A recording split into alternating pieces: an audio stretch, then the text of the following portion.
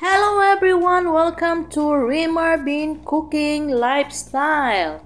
Ito na naman po ang inyong kusinera naglilingkod sa inyo at maghahatid ng panibagong recipe ng manok. Ito naman ngayon ay Arabic food. Dito sa ating pan, maglagay tayo ng oil at i-caramelize natin ang ating onion.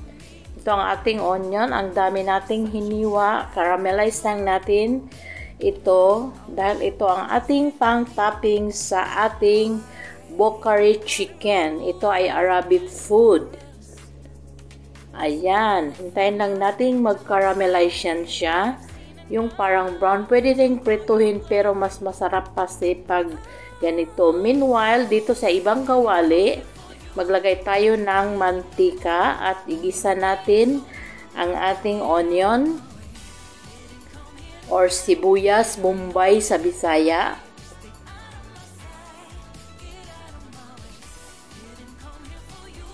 Ayan mga ka-OFW.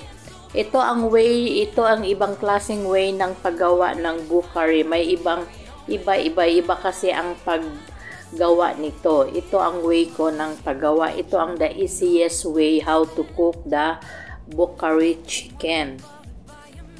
Ayan. Ayan, isote lang natin ang ating onion hanggang mag-translucent.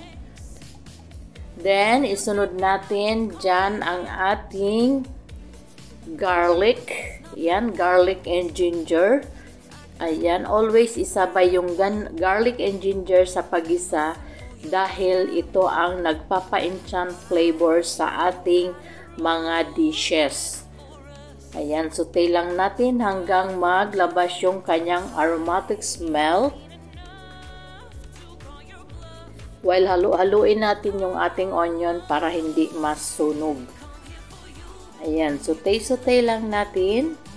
Ayan, pag naamoy na natin yung mga halimuyak na amoy, lagyan natin ng tomato paste.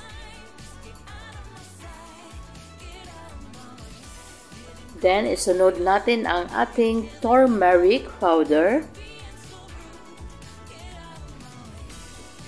Ang ating paprika powder or sweet chili ang tawag nila. Then, ang ating coriander powder. Ang ating Arabic mix spices.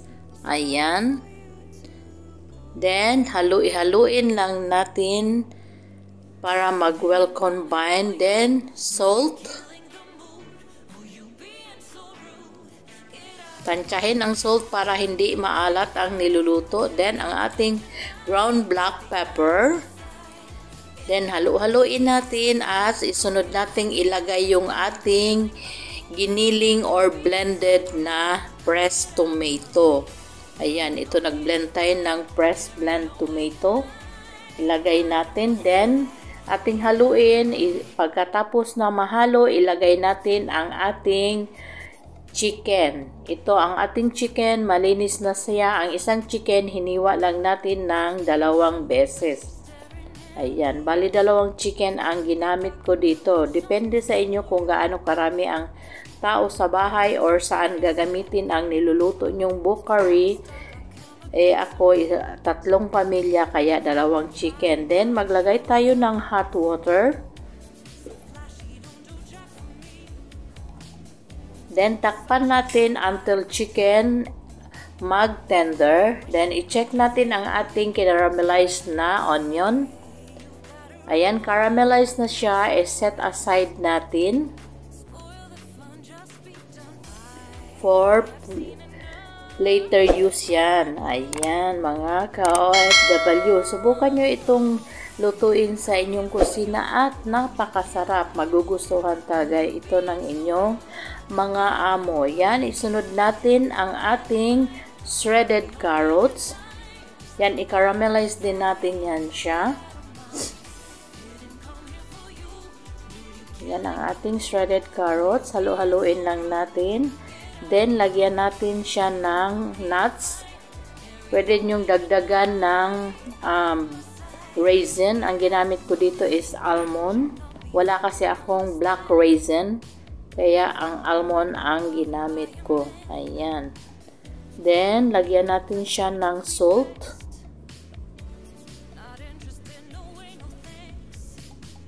Ito muna ang ating cumin powder. Then, halo-haluin lang natin. Isunod natin ilagay ang ating salt. Kunti lang din.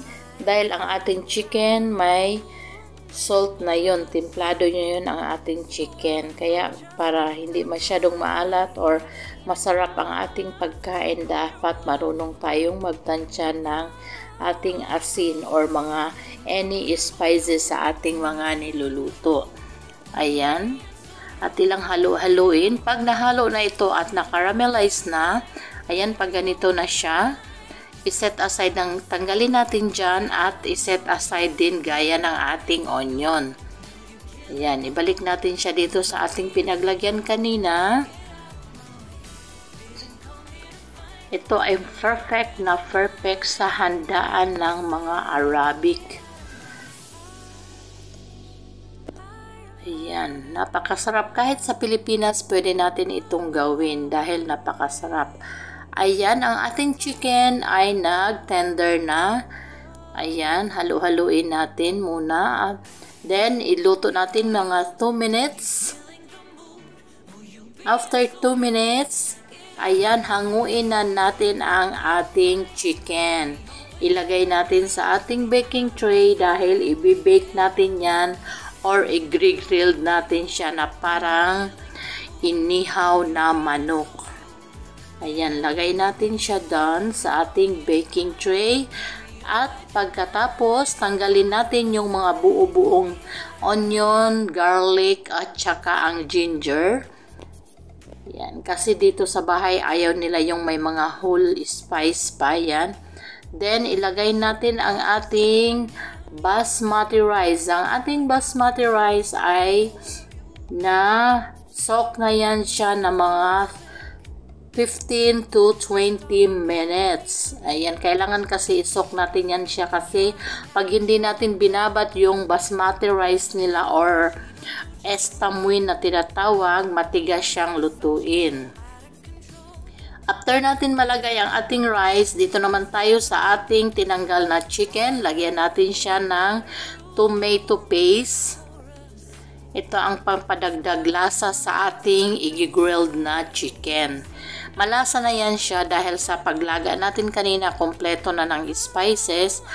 Pero mas malasa siya pag nilagyan natin siya dito. Then, ilagay natin siya sa oven hanggang mag-grilled. Ayan. Then, dito naman, ating tignan ang ating kanin. Ayan, i-mix natin. Tapos, pagkatapos, ipainin lang natin hanggang mawala yung kanyang tubig. Sipsipin na ng kanin. Ayan. Ngayon, tapos na natin nainin ang ating kanin. Ilagay natin on top ang ating caramelized onion. At saka ang ating caramelized na carrots. Yan, ilagay natin.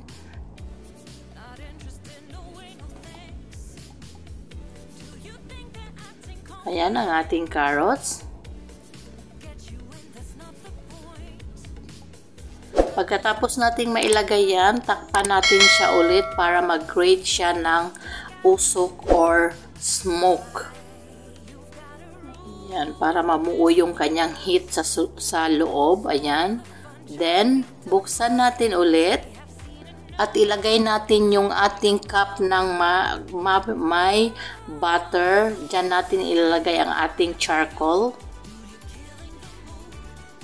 Yung ating charcoal, yun, may apoy. Ayan, ilagay natin siya dyan para magsawag nilang mag-smoke rice. Ayan, maglasang smoke.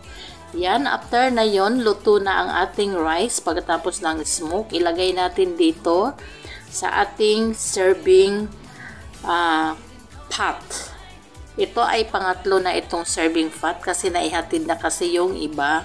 Hindi na napakita kanina kasi nagmamadali na silang kumain. Ayan, ito ang last chicken natin. Apat na hiwa yon, ang dalawang chicken naging apat, kaya ito dito isang ilagay, isang pamilya lang ito. Ayan, lalagyan natin siya ng carrots at saka yung caramelized onion, then ilagay natin on top ang chicken, then lagyan pa natin siya ng nuts sa taas. Ayan mga ka-OFW, sa hindi pa po nakasubscribe sa ating channel, just click the subscribe button and notification bell para ma-notify kayo sa mga newly uploaded video. Ayan, itong recipe na ito, subukan nyo sa inyong kusina at napakasarap, malinamnam ang kanin at saka ang manok. Ayan, tapos na natin. Pwede na nating iserve, ihatid sa ating mga alaga.